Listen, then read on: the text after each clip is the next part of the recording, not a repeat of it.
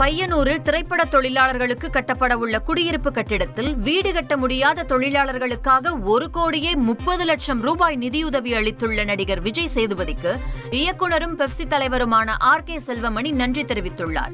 குடியிருப்பு கட்டிடம் ஒன்றிற்கு விஜய் சேதுபதி டவர் என்று பெயர் சூட்ட முடிவு செய்யப்பட்டுள்ளதாகவும் குறிப்பிட்டார். திரைப்பட தொழிலாளர்களுக்கு பையனூரில் குடியிருப்புகள் கட்ட தமிழக அரசு அரசாணை பிறப்பித்துள்ள நிலையில் முதலில் 1000 வீடுகள் கட்ட ஏற்பாடு செய்யப்படும் என்றும் RK செல்வமணி தெரிவித்தார். நடிகர் விஜய் சேதுபதி அவர்கள் ஒரு உறுப்பினருக்கு 50,000 வீதம் 250 உறுப்பினர்களுக்கான தொகை 1,30,00,000 ரூபாயை உடனடியாக நன்கொடையாக வழங்கியுள்ளார். இந்த உதவியை வழங்கிய எங்களுடைய சகோதரர் நடிகர் விஜய் சேதுபதி அவர்களுக்கு தென்னிந்திய திரைப்பட தொழிலாளர் சம்மேளனத்தின் சார்பில் எங்களுடைய நன்றியை தெரிவித்துக் கொள்ள விரும்புகின்றோம். எங்களுடைய நன்றியின் வெளிப்பாடாக முதலில் அமைகின்ற அந்த குடியிருப்புக்கு மொத்தம் 6 டவர் வர இருக்குது. ஒரு டவரில் 240-250 குடியிருப்புகள் வர இருக்குது.